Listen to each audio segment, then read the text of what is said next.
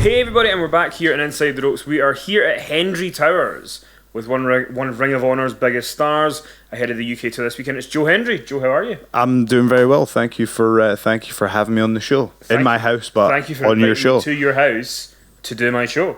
So we're going to talk lots about it. The Ring of Honor tour, Honor United, is coming up this weekend. I mean, the last time we spoke, you weren't in Ring of Honor yet. Let's get straight into why Ring of Honor was the choice for you. You've made big waves there already, but what kind of made you assess that Ring of Honor was the right choice and make the deal? It's been something I've been working towards for a number of years now. You know, you'll know this in 2016 at the I think it was April or May, I flew out to Baltimore to do a Ring of Honor tryout, and that's kind of what I've been telling my trainees and fans and people that listen to the podcast. It's like when you're trying to achieve a goal, it doesn't all necessarily happen immediately. This has taken years of work. I've done several tours and shows working up to this point, and I really feel the timing was right. It's a huge decision. This is the first lengthy contract I've signed. It's the first contract of its kind I've signed in pro wrestling, so it's a huge step in your career. But this is where my gut instinct told me to go. You know, in terms of like the creative freedom, like with my entrances, they really allow me to be me. They totally get what I'm doing and understand the process that goes into it, and they've kind of allowed me to continue that process, which is awesome. And then on the wrestling side of things, you know, I believe we've got the most underrated wrestling roster in the world right now, so it's really pushing me athletically as well, and I really feel like I've made the right choice. It really feels that way right now. If you especially look at the composition of the UK tour, the matches I've got, the opportunities I've got, it feels like following my gut was the right thing to do.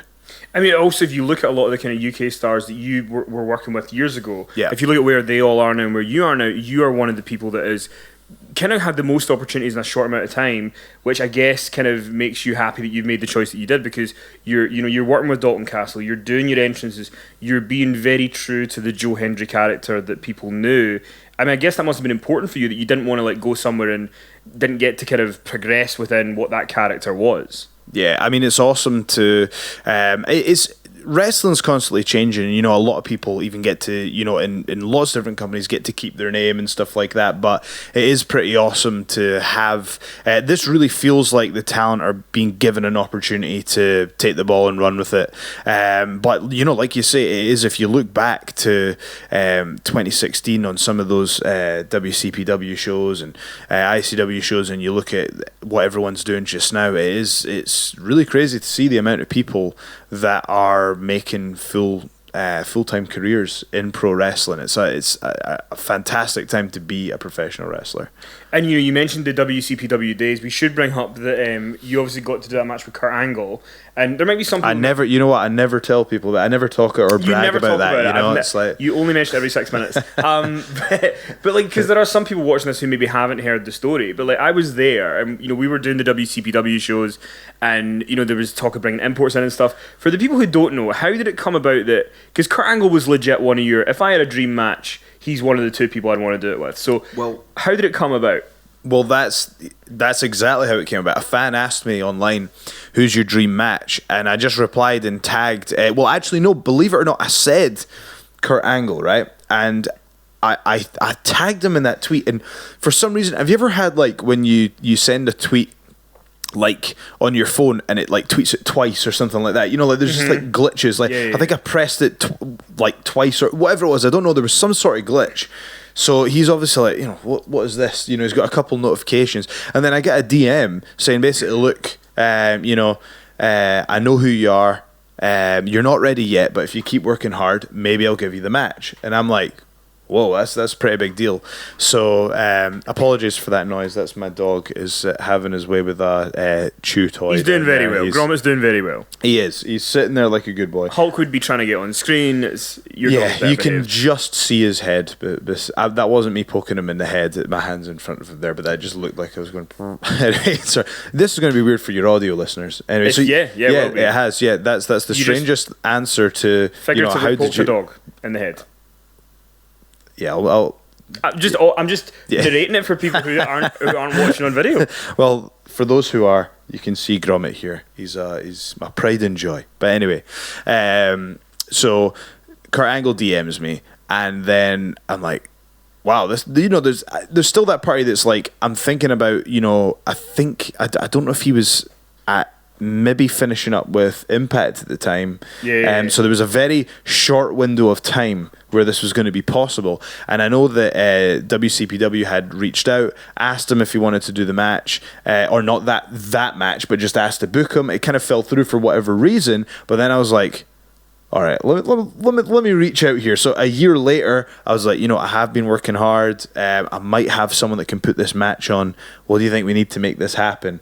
A couple DMs back and forth. Agents start getting involved. You know, management starts getting involved, and then before you know it, the match was booked, and that was the match that changed my wrestling career. You know, I remember seeing you backstage that day, and like you would always, because you're a pacer. I'm a pacer. You're a pacer. I'm a pacer as well. Yeah. So you know we paced together. But I remember that day there was particular pacing going on. But then when you went out, there was a weird thing where you kind of looked quite calm when you were going out. Was there a sort of a like, this is it? Like this is it. I know what I'm doing. I need to just believe in it. Because you seemed to develop a calmness right as you were going out. Oh wow, I don't know. Usually, I mean, to be honest with you, I'm a huge overthinker, as you know, and I think that has worked for me in pro wrestling and probably against me in my life as a whole. You know, it's quite stressful to overthink things as much as I do, but overthinking everything, it's like I'll spend 3 hours thinking about like one little marginal difference in an entrance video. I'll spend 3 hours agonizing over it, but I think it's that attention to detail that has made them work. And I think in that situation, there's certain things. What happens to me is I'll get so stressed about something, but then it just comes a point where you have to take a step back and go, okay, you're wrestling Kurt Angle in the main event of a pay-per-view. Jim Ross and Jim Cornette are commentating. This is kind of, you know, this is just ridiculousness in terms of what you thought would happen in your life. It almost becomes so high pressure, it's not high pressure anymore. It's just a ludicrous situation to be in, you know what I mean? And I remember being in the ring, and you can actually see it when we're circling before we lock up. I've got my game face on, and then for a moment my face goes completely blank, and it's because I remember seeing my family on the balcony, and then I looked at Kurt, and he's opposite me in the ring, and I was just like, oh wow, this is going to happen. You're wrestling Kurt Angle. Get back out now. I know. So it was an awesome moment. Is there a pressure because you do that match and that's like that's almost like, you know, bucket list ticked off. Like, was there a pressure that after that you need to try and keep momentum going? Because I mean, not a lot of people get that kind of thing happening to them so early in their career. I think there really was, and you know, you were there at that time as well. I really had to. I felt like career progression wise, the next thing that I had to do was to start winning titles and move my way, you know, to the top of the card and working more promotions. And actually, it was around that time that it was actually very near that time. It might have been less than a month after that is when I first worked for Ring of Honor, because I'd been to the tryout before that, and then they gave me a shot on the UK tour. Which was a few weeks after I wrestled Kurt, so it felt like the momentum was there. And the awesome thing was, it was quite inspiring. Really, there was 3 Brits on the tour. It was myself, Marty Scurll, and Will Ospreay. And I remember seeing both of them win the world television title. And it's weird how things come full circle, because now in London I have an opportunity to face Shane Taylor for the world television title.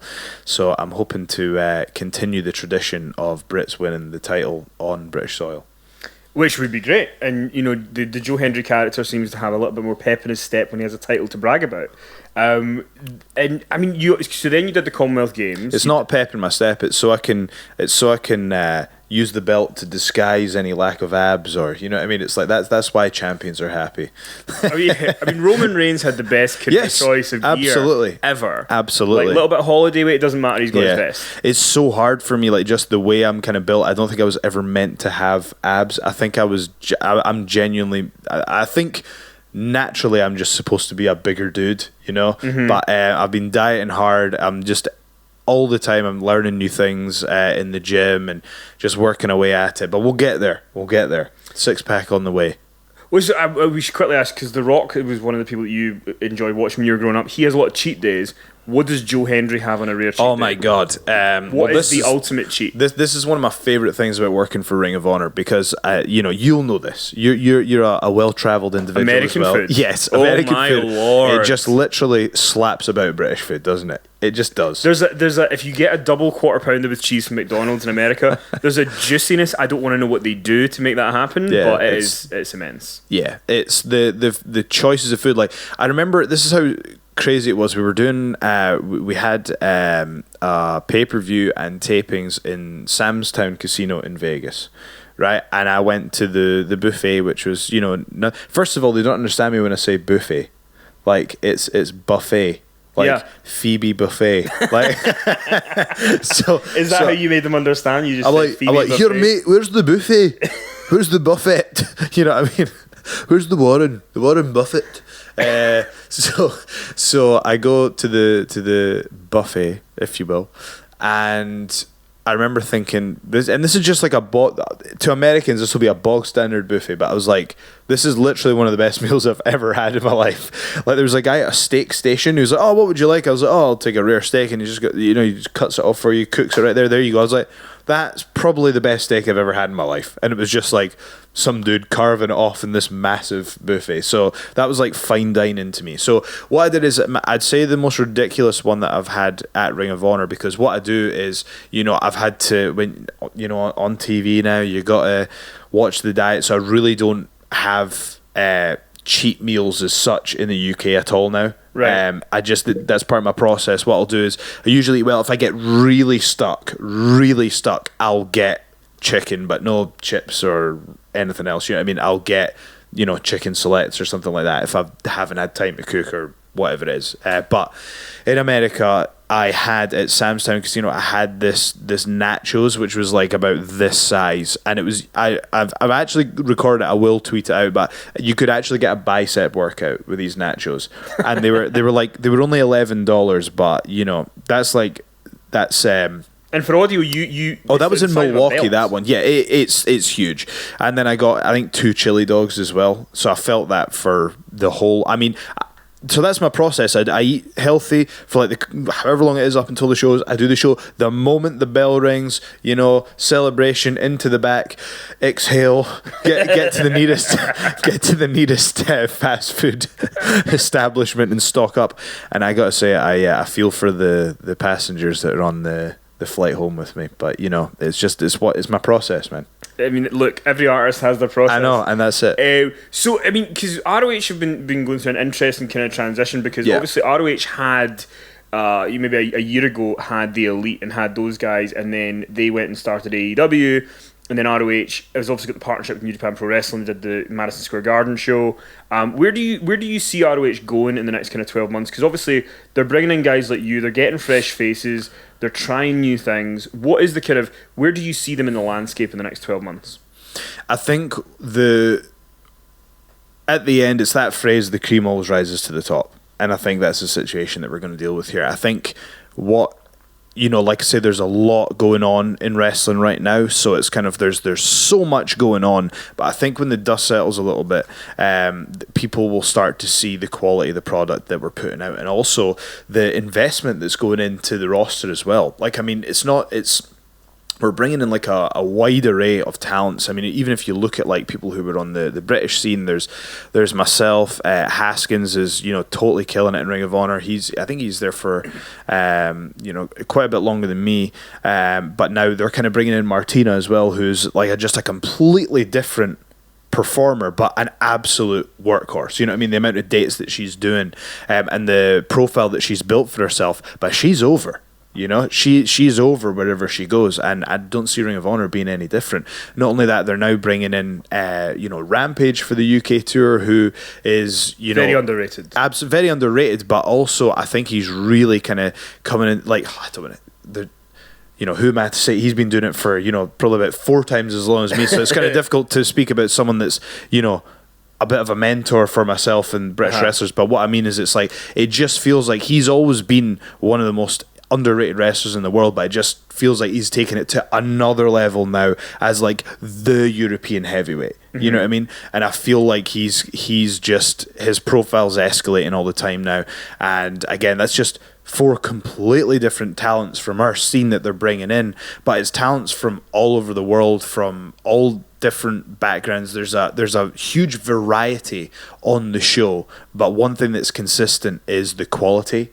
And I mean, like I say, I keep going on about this, but there's a match between Jonathan Gresham and Alex Shelley on the New Orleans show there, and it was just like it was incredible. You know, it was just like technical wrestling at its absolute finest, and that's what I love. The variety in the show, like the performers that I've just mentioned. It's like, you know, now we're kind of seeing that technical wrestling at its absolute best. Then me and Dalton are going out there, and he's, you know, throwing drinks in my face. I'm doing karaoke, slagging him off, and then you know, it's like there's just it's the production value as well. I think the quality of the program and specifically the roster as well. I think the roster's been really well selected. I think the thing that I love about Ring of Honor, and one of my main reasons for going there, is everybody matters. From the top of the card to the bottom of the card, everybody matters. And I mean, you've kind of answered my next question, but is there anything else you would say to people who maybe used to watch ROH a year ago and they, you know, maybe left because, you know, Omega wasn't there anymore, or Cody, whatever, that what maybe like why they should check it out again? Because like you say, ROH has got so much going on. Is there anything else that you can sort of say why you think people should give ROH another shot if they used to watch before, or give it a chance for the first time?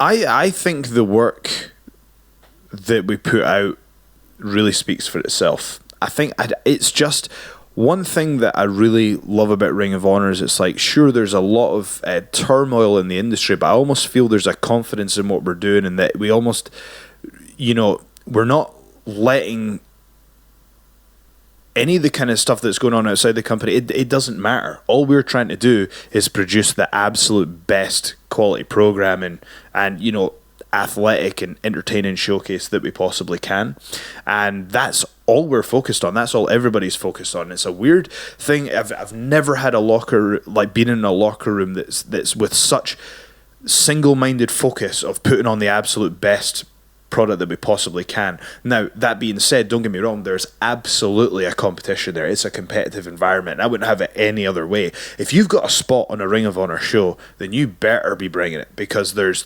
people scratching, clawing, who would crawl over broken glass to get that opportunity, and you know that. So when I see the UK tour poster and I see when I'm positioned on that poster, I'm like, okay, that's a responsibility now. You know what I mean? That's not something that I expected to happen as quickly as it has, but that's a role that I will, you know what I'm like, that's a role that I will happily embrace, but I recognize that it's a responsibility, and everybody on the roster recognizes that. We're all competing against each other, but in the healthiest way possible, in a way that benefits the company, and I think it's just going to, I believe the company is going to go from strength to strength as well. And here's the thing as well, like the passion from the fans, and it's been an amazing thing to experience. Like, and this is kind of funny, but I was listening to believe it or not, just randomly listening to the James Brown song "Living in America" the other day, right? And there's a bit in the song where he lists a bunch of towns, and I'm thinking, you know, in a 2 or 3 month period, I've now covered half this song, you know, and it's like the reach that the company has, the effort that we're going to cover. I mean, you know, we're flying everybody over to the UK. They fly, you know, the UK talents over, you know, every week to go and do the shows over in the US. The investment that they're putting into getting the talent to where they need to be, it's a very talent-friendly company. And I think whenever you allow the talent and you invest in the talent and you allow them to do their thing, great things happen. And, you know, ROH has got a really strong lineage. You know, there's guys like Daniel Bryan, Samoa Joe, and all that we see in WWE now who helped build Ring of Honor. Well, if you look at, sorry to interrupt, but if you look at the top talents across the entire industry, you know, the main event scene in all companies across almost all companies, they came through Ring of Honor. You know? And but one guy who gets mentioned all the time in wrestling right now, I'm going to bring up CM Punk. And I'm just asking him all the time, you're going to go to WWE, you're going to go to AEW. Do you think, I mean, because ROH, people don't think about this, ROH has a lot of money behind them. It's not like ROH is like, you know, not got money behind them. Is there something that in part you would like to see CM Punk come back to Ring of Honor, where he was one of those people that helped build the company back in, you know, 02 to 05?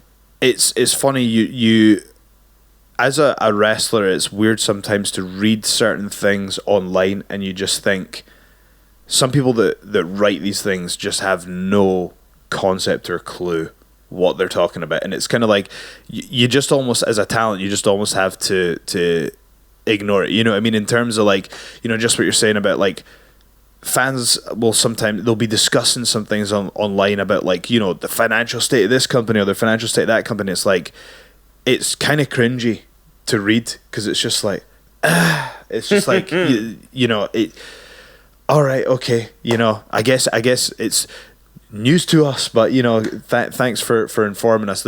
I just wish sometimes that obviously, don't get me wrong, it's like there's an excitement, and the fans do like to know, you know, the inner workings of the business, but sometimes I'll get tweets telling me what I should be doing business wise, or I made the right decision or I made the wrong decision. It's like, you know, I think I'm a pretty good judge of what, you know, I should be doing in my career. And it's just, when you were saying there about it just kind of reminded me of situations when fans are talking about, you know, oh well this company, like just talking about the business affairs of the company as if it's fact, you know.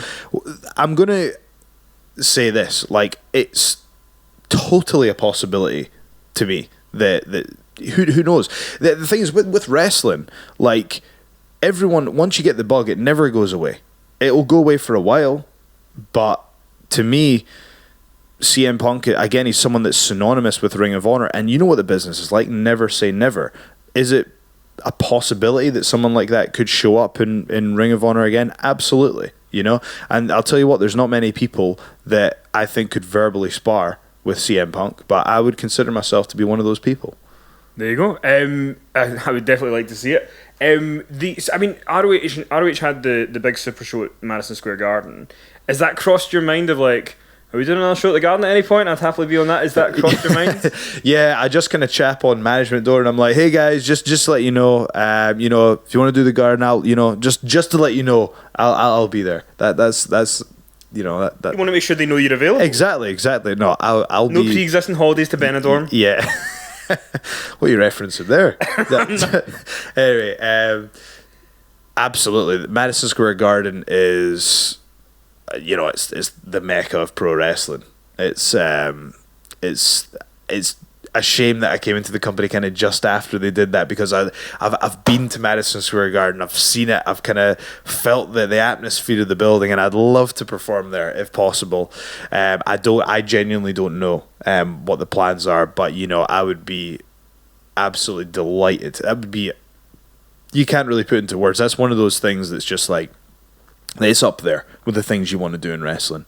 So I do need to, you have told this story to me before, but I don't think it's been to as many people before, so I'm going to ask you to tell it again. Okay. Because obviously your career now, you know, we can always look back at our beginnings, and one of the beginnings for you, because you kind of got into wrestling quite quickly, kind of out of nowhere, there was success very fast, and one of those successes worried about where this is going. Involved being invited down to the UK to be an extra for Monday Night Raw. Yeah, I thought you were going to throw me under the bus there, but that's not too bad. That's not too bad. Because it's funny, because there's a lot of people we see, like Tommaso Ciampa had an extra role in SmackDown like 10 years ago with a horrible hairstyle. We've both been lawyers. He was a lawyer, I was a lawyer. There you go.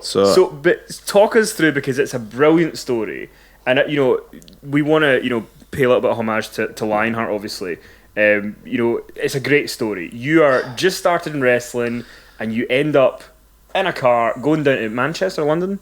Where was it? It was in Manchester. Manchester for Raw. What happened? Oh, I don't know. I feel like I really, do you know, I was thinking about Adrian the other day, and the scene really misses him. You know what I mean? Yeah. Like I saw, and I was thinking about him the other day because I saw someone had done like a mural for Box, and it was beautifully done, and you know, it's in. I don't know if you've heard my entrance song, but it goes kind of, I believe in Joe Hendry. I think there's just part of me that wanted to use the word believe just to like carry that on in some way, because that was his thing, you know. Very missed, very slowly. Yeah, and he left a huge legacy in wrestling, and it's just, you know, it's so hard to even process what happened, you know. Like, it's weird, like, he's one of the people that I would have told, I got signed to Ring of Honor, he would have been one of the first people that I would have told, especially in the business. And I remember when I did get signed, I looked through my WhatsApp, and he was actually like, one of the people that I spoke to regularly. And it's sometimes I'll be on my phone and I'll see his face there on my WhatsApp, and it'll be like, there's almost just like a subconscious thing where you go to start typing and you're like, I haven't really like processed what's happened. It's sorry, I've brought that right rough down there, but yeah, it really is. But like I think it's really important that we kind of remember and pay tribute and stuff like that. I don't know, I just feel with this story, is it kind of like, I don't want to like be disrespectful, or you know what I mean, like I mean, basically I guess it kind of, it was a funny story. We've talked about it before, and I think you kind of get part of the humour of him through the story. I think so. Basically, we go down for a tryout, and I'd been told, like, one of the referees said to me, remember to bring your red tie tomorrow. And I had no idea what he was talking about, but I was like, all right. So I went to Matalan after the show on the first night, or whatever it was, and bought like some red ties, right? Yeah. So I was like, all right. I didn't know what he was talking about. And then like the next day, what I didn't know is Adrian and someone else had actually been brought in specifically to be kind of Rusev's representatives, right? I didn't know this, but because they'd asked me to bring the red tie, I just assumed like, oh well, I must be doing this. Yeah. So they said they was like, oh, so where's Rusev's lawyers? And I was like, oh. So Adrian puts his hand up, I put my hand up, and there's actually someone behind me who was brought in specifically, paid specifically to do that job. Now I think they were also instructed to like shave their head or whatever, you know what I mean? That was the kind of look they wanted. So the poor guy behind me got to tell us all this effort, and I'm like, oh, that's me, You did go to Matalan and get a tie. I did. I put in the effort. So I was really kind of nervous, and they were like, right, they were like, we need one of you to do this monologue. And obviously, me, in the best possible way, me and Adrian are very similar in terms of how competitive we were, So I kind of, we were told, go and practice the lines and da. And so the producer goes, all right, so you're both going to do your lines, and then we're going to choose one of you to do it. And we're looking at each other, and it's like, he's kind of the veteran, I'm the new guy, but I'm like, I need to put that to the side today. I need to nail this. I need to get this. So I do mine, and then I'm really nervous because Adrian was regarded as, one of, if not the best promo in Scotland, right? So I'm kind of concerned about this. I'm like, this is some pretty serious competition. This might not be going my way. He could get this job, and they're like, now remember, can you do a Russian accent? And we're both like, yeah, we can do a Russian accent. And I don't know if you know this, but there is there's a movie where Sean Connery plays a Russian guy, and that was exactly what came out of Adrian's mouth, and I just thought, oh, it might be okay. Because he's one of the most Scottish people. Yeah, he's one of the most Scottish people ever. So it was like, yeah, perfect delivery on the promo, but just a Scottish accent. You know what I mean? It was just like, so it was good times. But you know what? We both got to go out there, and it was an awesome memory. I remember, again, me and him very similar. Big fans of ourselves, and I remember everyone else in it, because we stayed in we were staying in this kind of not quite a hostel, but it was like a kind of group room, and so there was like 6 other wrestlers in the room, and I've got my phone on, and I look over, and there's only one other light on somebody else's phone, and it was me and Adrian were the only 2 awake, because we were both scrolling through Twitter to see like all the mentions of ourselves. So it was just quite funny, because like we were both kind of similar in a lot of ways, but he's sorely missed. I would have loved for him to see everything that's going on right now, and oh man, I just feel I really sorry. It's rough. It's rough. But I mean, just to kind of put a more positive part on it, you have this kind of try on Raw, this appearance on Raw in 2014 or 2015. Did you ever think that like 5 years later, whatever, you're going to be in Ring of Honor, you're going to be in one of the top companies in America, you're going to be on TV competing for titles and stuff. Like, is that a goal that you sort of said, yeah, I can do this? Or, like, how, what do you think 2014 Joe would have thought about that? The weird thing is, I almost look back and I think, how or why did I have the confidence I did in 2013 when I started? It was almost like an obnoxious confidence. But that's really, you have to have that belief in yourself. I remember I went to my first training session in a suit and I says, all right, I want to get signed to a major organisation. I'm willing to put in the work to do it. How do we go about this? And it's like, okay, kid, you know what I mean? But at the time, like, I don't think they knew that I meant it. And it was like me and, Dallas had this conversation one time where he was like, he says, of all the people that said, came up with some, BS like that when they first meet you, he's like, you're the one person that actually backed up. Everyone else that talks like that is usually, full of crap. But I always have had this weird confidence, and it's almost like I've got a humbleness now that is really helpful to me, in that I'm really confident in where I'm going to go. But I think the best place to have your mindset as a talent, and is in life in general, and again, this is kind of what I've been saying on my podcast and to my trainees, and as well as that, it's almost like, don't try to think of yourself as special in any way. But think of your work ethic as the thing that's going to be special. So I'm not doing these things because I'm special in any way, because I'm not. I'm just a regular person like anybody else. I've had to completely dedicate my entire life to this. This is a lifestyle. It's not just a job, But my work ethic is special because I can make it special. So I'm really hard on myself. Really, really hard on myself. And, I'm never happy with anything I've done, ever. But then there will be some times, like I watched Ring of Honor, an episode, it's episode 422. I had a match. It's free on Fight TV, by the way. But I was watching that. And I was like, you know what? I actually have come along so far in ring as a wrestler. But because it's been a gradual process of me being critical of myself and improving all these little nuances and stuff like that, you don't really notice the overall journey that you've been on until you just go back and look sometimes. Mm-hmm.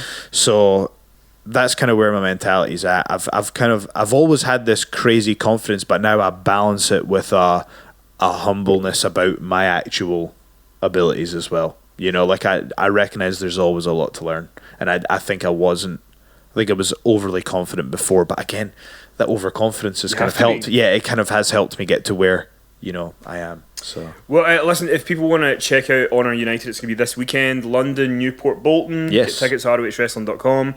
And you want to plug? I just, this to me, it just feels like the momentum's there. I really would love if people could come along on this tour, because I've been, working my ass off to get to this point, and now I've got this World TV title match in London. That is that's a huge deal for me. That's a huge goal for me. And again, the title has changed hands on UK soil multiple times, sometimes even on the same tour, and I'm feeling it. I'm feeling it. You could be like Men on a Mission in Sheffield when they won the belt from the Quebecers. Absolutely. That's, yes. Joe Hendry, Men on a Mission. There you go. Because you're a man on a mission. I am on a mission. It's a whole to beat Shane Taylor. There you go. So watch out, Shane Taylor. Joe, thanks very much. Thank you very much. Cheers.